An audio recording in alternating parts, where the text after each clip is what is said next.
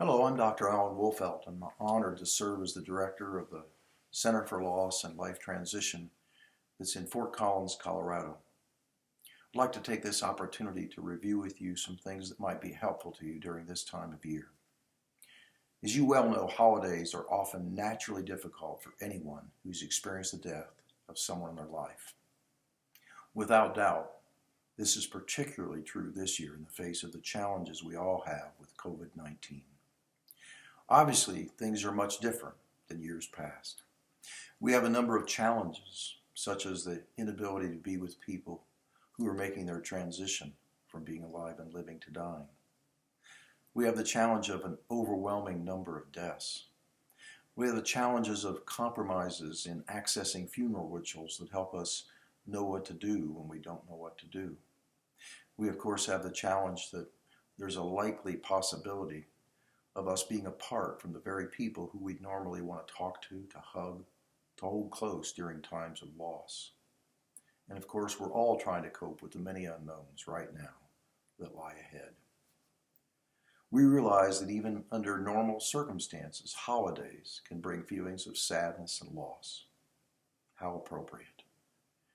We always, I believe, are well served to remember that it's our capacity to open our hearts and give and receive love that requires that when there's that knock on our heart when someone dies, it also demands the necessity that we allow ourselves to openly and to honestly mourn.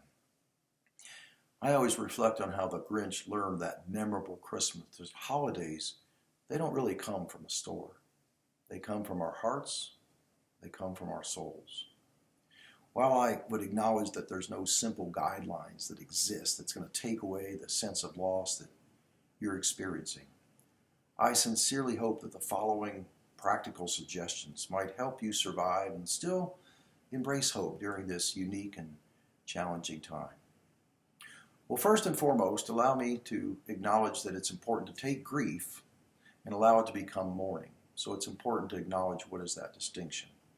While it may sound a little formal, grief is our internal response to loss. It's our thoughts and feelings inside.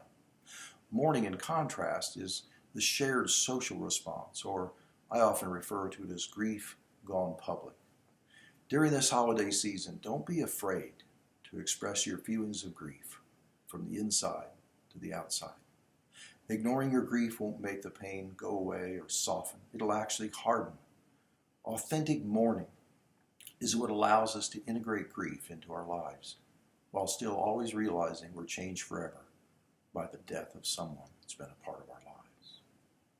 Remind yourself to be tolerant of your physical, your emotional, your spiritual limits. Feelings of loss commonly leave us feeling fatigued. As a matter of fact, that's so common that we call it the lethargy of grief. Your low energy will probably naturally slow you down. Respect what your body, your mind, and your spirit are telling you. Work to lower your expectations about being at your best during this time of the year. Remember, the word bereavement in fact literally means that you've been torn apart and you have some very special needs that are deserving of giving attention. You'll also be well served, I think, to eliminate any unnecessary stresses that you possibly can. This is not a time to overextend yourself in any way. Avoid isolating yourself while also being sure to recognize the need to have some special time that you consider this your time, just for you. Also, avoid thinking that you should keep busy to in any way distract yourself from your grief. One of the most trite pieces of counsel that we need to have grace around is often people will say, well, just keep real busy. Well, in reality, keeping too busy will actually increase your stress and postpone how your grief needs to become mourning. Now is the time to surround yourself, I remind you, with people who provide you support and comfort. Often we can split people into thirds. A third of people are neutral. They don't necessarily hurt you or help you. A third of people, at times, you end up feeling worse when you're around them than you felt before. You want to look for the helpful third and hope that you have more than a third and feel blessed if you do. So identify family and friends that understand the holiday season naturally increases your sense of loss, your sense of sadness. Find those persons who allow you to be yourself and accept any and all of your feelings, both happy and, of course, sad. Even if you cannot be together in person this year, Remember, you can always make use of other means like video calls, phone calls. If you're someone who emails or texts, make use of those as avenues to stay in touch with the people you love and that love you. Remember, mourning is the shared response to loss. Don't try to do this on your own. It's the most humbling experience of our lives. It's critically important to also remember to talk about the person who's died during the holiday season. When appropriate, include the person's name in your conversations. If you're able to talk openly and honestly, then other people are going to be much more likely to recognize your need to acknowledge the death and to remember the life. Keep in mind that sometimes well-meaning friends and family may try to prescribe what is good for you during the holidays. Have grace with them, for they often know not what they do. However, I want you to do what's right for you during this time of year. I suggest you discuss your wishes and plans with a caring, a trusted friend, or a family member. Talking about what you think is best for you will help clarify what you want to do during the holidays. And as you become more aware of your needs, you can then share them with your family, with your friends. I think it's also wise to plan ahead for any family gatherings while acknowledging that this year, those very gatherings may be influenced by the restrictions secondary to COVID-19. Decide which family traditions you'll be able to continue and which ones you may want to change. Structure your holiday time. This will help you anticipate activities rather than just reacting to whatever comes up. Whatever plans you do make and carry out, build in the importance of staying, of course, as safe as you possibly can. One of the most important ways that you can honor those that have gone before you is to embrace your treasure of memories. Memories are one of the best legacies that exists. Sometimes they're hard. Sometimes we have to go backward and remember what we wish could have been that wasn't. But it's so critically to remember that Kierkegaard was right many years ago. He said, when it comes to death, while life must eventually be lived forward, it's understood and given meaning to backward. Memories, one of the best legacies that exists after someone has died. And holidays naturally make us think about those times. Instead of ignoring those memories, share them with your family or friends. Keep in mind that memories are tinged very naturally with both happiness and sadness. When that happens for you and you're happy and sad in combination, you can think of the words paradoxical emotionality, a fancy way of saying that you're happy and sad at the same time, a great sign of excellent mental health. Allow yourself to be sappy. If your memories bring laughter, smile. If your memories bring sadness, that's all right. Allow yourself to cry. What a great way to take grief and allow it to become authentic mourning. Memories made of love can never be taken away from you. Be sure to build in time to renew your resources for living. Spend time thinking about the meaning and the purpose of your life and the lives of those you love. I find that the death of someone loved naturally creates opportunities for us to take inventory of our own lives, our past, our present, our future. The combination of a loss and a holiday naturally results in a turning inward, an exploration of our meaning of life and of death. Make use of this time to have gratitude for the positive things in life that surround you, while at the same time allowing yourself to openly and honestly mourn. This is a time of year to consider making use of ceremony. I often say when words are inadequate, you have ceremony. Helps us know what to do when we don't know what to do. While we normally have group ceremonies to attend during holidays, many of you are living in areas where restrictions, secondary to COVID-19, is naturally going to prevent large gatherings. And that's the appropriate and safe thing to do. So this year, you may find it helpful to create your own personal ceremony or include the people that you're able to be with. Perhaps you can plan to visit the cemetery, the final resting place of the person or persons in your life that have gone before you. Or maybe you can spend some time doing something you know is meaningful to the person in your life that's died. As you probably know, ceremony is a powerful way to honor those that go before us, while at the same time, we hold their memories so close to our hearts. If appropriate for you, find ways to express your faith, your spirituality, your philosophy of life. Stay in touch with family and friends who understand and accept your need to express, or to perhaps very naturally even question previously held beliefs. Death has a way of inviting us to explore those beliefs and to search for what brings meaning and purpose into our lives. Don't prevent yourself from doing that, but find trusted friends who allow you to know things like why naturally questions, or precedes, if you will, how. Why did this happen? Often precedes, how will I survive that it did? That's part of our search for meaning. You may find it comfortable as the holidays approach to keep some of the physical objects of the person that has died close to you. We call those linking objects, and they can help you remember the person who died, help you feel closer to them, and help you honor the life that was lived. So things like pictures and clothing and jewelry, other personal items can bring you comfort that you both need and you deserve.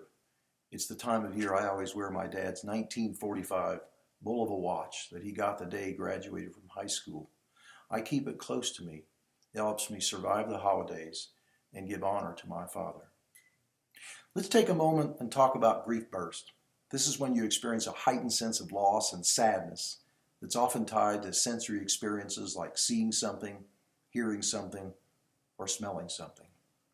The holidays especially can be full of sights, of sounds and smells that bring forth the memory of the person that's died.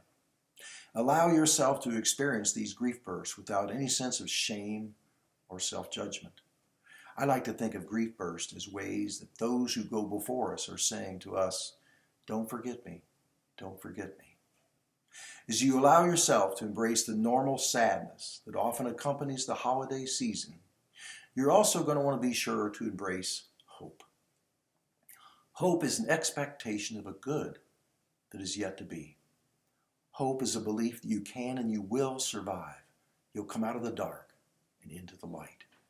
You can and will create hope by actively mourning the death. Again, spend time in the company of people who support you and help you create divine momentum that allows you to embrace hope for your healing. Healing to become whole again. Yes, bereavement to be torn apart. But if you actively and authentically allow yourself to mourn, you can and will experience hope for your healing. Allow me to remind you that the death of someone precious, it demands our attention. And that's, I think, as it should be. No matter what we do, our thoughts during this time of year go to those that have gone before us. Remember that to have special needs of grief is not selfish, it's not self-indulgent. Actually, self-care during this special time of year, it fortifies you for the ongoing ebbs and flows of your journey into grief. A journey that leaves you profoundly impacted and deeply changed. Right now, it's important to give attention to your needs without any sense of apology. To mourn does not mean you're being selfish. It means you're giving honor to the need to take that grief that's on the inside and allow it to come naturally, organically to the outside. Above all, self-nurturing, it's about self-acceptance. When you embrace the reality that self-care begins with yourself, you no longer think of those around you as being responsible for your well-being. Healthy self-care during the holiday season frees you to mourn in ways that help you gently, with no timetable, integrate life losses into the fabric of your being. Ultimately, your self-compassion will also help you be receptive to the love and the concern of those around you. Not all, adjust your expectations. Not all, I'm going to say it again, not everybody will be supportive of you during the holiday season. Some people might even avoid you. But some people, some very caring people, do realize that you have some very special needs during this time of the year. Allowing yourself to feel this love will provide the hope that you can and will renew your spirit, your life force, your divine spark. You know, we all have a divine spark, that which gives our lives meaning and purpose. During the holidays, naturally, that sometimes can feel muted, if not extinguished. But with hope and the support of friends, acknowledging this is bigger than you, humbling yourself, standing under your grief, again will allow you to come out of the dark and into the light and renew your divine spark. The grief we feel during the holidays, it's a very wise teacher. Grief teaches us that feelings of sadness and loss, they're not enemies to be fought. In fact, they're friends to be understood. Grief teaches us that loving and caring for others are our most important needs here on this earth. And grief teaches us to simplify our lives, to know what's really important. It also reminds us to let people know each and every day how much we love them and how much we appreciate the love they show to us. As you continue to allow yourself to mourn, you can look forward to the days to come when your grief won't seem so raw, so overwhelming. Your painful feelings of loss, they'll soften, and slowly they'll be overtaken by warm thoughts and memories, even of holiday time spent with those that have gone before you. But in the meantime, don't let anyone take your grief away from you. Love yourself, be patient, mourn well, live well, love well. Thank you so much for the opportunity to just explore some practical guidelines that hopefully help you on the path to healing, even during the holiday times. For any additional resources that you might want to access, please, I encourage you to go and visit our website at centerforloss.com. There you'll find my book that's specific to coping with the holidays. You'll find a small practical brochure that in many ways summarizes some of these guidelines I've had the privilege of sharing with you. And there's even a resource called Grief Day by Day that's full of ceremonies that you could pick and choose that might meet the unique needs of you and your family during this naturally difficult time. Because remember, when words are inadequate, have ceremony. Helps you know what to do when you don't know what to do. Thank you so very much. I hope we cross paths. Be thinking of you during the holiday season. Blessings.